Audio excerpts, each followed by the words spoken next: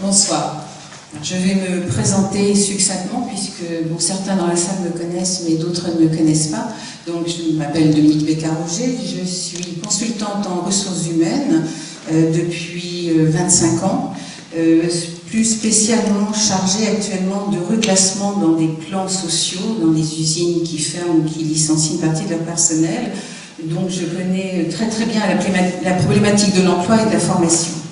Je suis aussi une militante engagée depuis 30 ans dans la protection de la nature. On disait protection de la nature, maintenant on parle beaucoup de protection de l'environnement. Je fais partie de tout un tas d'associations de protection des oiseaux, etc. Et je continue d'ailleurs. Et puis aussi militante dans le social, puisque je suis à ce titre représentant l'insertion par l'activité économique au Conseil économique et social.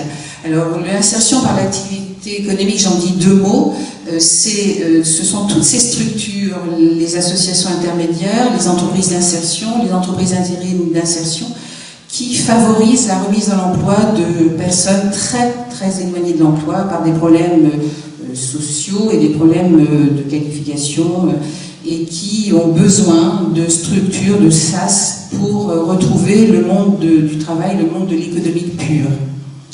Je représente donc l'insertion par l'activité économique au Conseil économique et social. Alors, je pense que tout le monde connaît le Conseil économique et social, c'est la chambre consultative du Conseil régional. Les élus régionaux sont élus, les conseillers du CESR sont mandatés, ils représentent toute la société civile, le syndicat, le patronat, le monde associatif, les professions libérales. Et tous ces gens-là travaillent, font des rapports, sont dans des groupes de travail complètement différents les uns des autres, soit purement économiques, par exemple je fais partie d'un groupe de travail sur les pôles de compétitivité, peuvent aussi être des groupes de travail sociaux. Nous avons fait il y a quelques mois un rapport très important sur l'illettrisme et Dieu sait que notre région a de grosses difficultés dans ce domaine. Je suis aussi dans un groupe de travail sur la PAC, la politique agricole commune en région Nord-Pas-de-Calais. Donc vous voyez, ce sont des groupes qui balayent tous les sujets qui sont des sujets nationaux et qui sont déclinés au niveau de la région pour pouvoir aider les élus à prendre des décisions. Nous faisons de la prospective, les élus ont souvent le nez dans le guidon et notre rôle, nous, c'est de faire de la prospective. Ces rapports, d'ailleurs, ne sont pas assez utilisés. Ils sont téléchargeables sur Internet et il est bien dommage que peu d'élus ne s'en saisissent et que peu de gens de la société civile les lisent parce qu'ils sont des mines de renseignements et de possibilités d'action. Alors, je suis aussi sur le Douaisis membre du Conseil de développement. Le Conseil de développement, c'est une autre chambre consultative représentant elle aussi la société civile. C'est la chambre consultative de la communauté d'agglomération du Douaisis. Nous travaillons là aussi en commission. Nous donnons notre avis sur les problématiques locales. Il y a des commissions sur l'environnement, des commissions sur l'emploi et la formation, des commissions sur l'économique. Et à travers ces commissions, nous touchons du doigt toutes les problématiques du territoire, nous réfléchissons et nous donnons notre avis aux élus de la communauté d'agglo du Douaisis. Nous donnons notre avis aussi sur des projets mis en place au niveau régional et qui sont déclinés au niveau local. Je pense par exemple à la trame verte et bleue, qui, vous le savez, est une action du Conseil régional pour préserver tout ce qui peut être préservé et développer tout ce qui peut être développé au niveau de l'environnement, de la protection de la biodiversité sur toute la région de Nord-Pas-de-Calais. Et cette trame verte et bleue est en train de devenir quelque chose de très prégnant sur notre territoire. Michael a dit que j'habitais donc le territoire rural et je le connaissais bien. J'habite Étré et il y a énormément de choses à faire sur tout ce territoire rural pour le développer, pour faire de l'agriculture durable, pour faire du développement rural et aider les agriculteurs à faire autre chose que de la culture, parce que ce sont des petites exploitations et qu'ils ont besoin de se diversifier, notamment par exemple en développant des activités touristiques. Donc voilà un petit peu qui je suis. Alors pourquoi est-ce que je suis là devant vous ce soir et pourquoi est-ce que je veux faire de la politique? Eh bien parce que j'ai adhéré à un seul parti dans ma vie, c'est CAP 21. Alors CAP 21, c'est un parti écologique, celui fondé en 1996 par Corinne Lepage, que je pense vous connaissez, qui est une avocate internationale spécialisée dans les problèmes d'environnement. Et on parle beaucoup actuellement de procès retentissants sur les marées noires. Et Corinne Lepage avait d'abord créé un mouvement, une association écologique, et puis elle a pensé qu'il valait mieux créer un parti politique, on avait plus de portée quand on créait un parti politique. Donc elle a créé CAP 21, et CAP 21 a un but, c'est de réconcilier l'économique et l'écologique.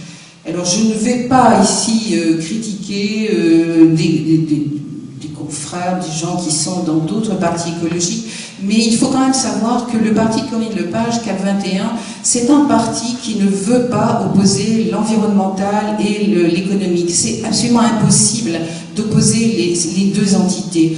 On ne peut pas faire de la France un conservatoire naturel global. Il faut que les gens continuent à vivre sur ce territoire. Mais il faut que les gens prennent conscience qu'on ne peut plus vivre aujourd'hui sur le territoire comme on vivait il y a encore quelques années. Il faut absolument, et je pense qu'on en est tous conscients puisqu'on entend parler énormément maintenant de ces problèmes environnementaux, je crois que tout le monde est conscient qu'on ne pourra plus jamais vivre comme on vivait il y a encore 20 et 30 ans, si on veut laisser une planète à nos enfants et nos petits-enfants.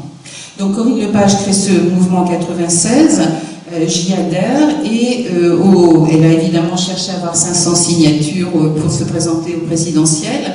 Elle les a eues, et puis après discussion au sein de son parti, elle a trouvé qu'il valait mieux rejoindre un parti un petit peu plus fort, avec un leader, François Bayrou, qui avait une écoute très attentive de tout ce qu'elle disait, et qui était un homme très courageux, parce qu'il prenait ses distances avec l'appareil UDF, avec cet appareil UDF qui malheureusement était de plus en plus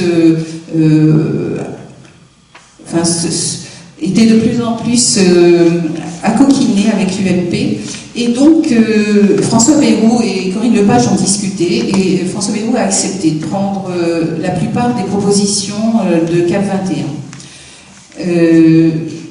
J'ai adhéré complètement à ce que disait François Bayrou, à ce qu'il présentait dans son programme. D'abord parce que j'aime les gens authentiques, et j'aime les gens qui sont courageux. Et je pense qu'il faut être courageux dans le monde politique aujourd'hui pour prendre de la distance par rapport à deux grands partis, l'UMP et le PS, qui sont des blocs monolithiques et qui systématiquement votent ou pour ou contre, suivant qu'ils sont dans la majorité, dans l'opposition. Il faut être courageux pour dire, écoutez, moi je pense qu'il y a une nouvelle voie, une troisième voie, que cette voie, elle peut rassembler à la fois des valeurs de droite et des valeurs de gauche, qu'il y a des tas de gens qui attendent ça et qu'il ne faut pas les décevoir. Voilà pourquoi j'ai voulu suivre François Bayrou quand il a créé le mouvement démocrate avec Corinne Lepage. Alors pourquoi est-ce que je me présente devant vous pour recueillir vos suffrages dans le cadre des élections législatives? Eh bien parce que je pense que je peux contribuer à faire de ce territoire un territoire de plus en plus agréable à vivre et à travailler. Je pense que le Douaisis a beaucoup d'atouts.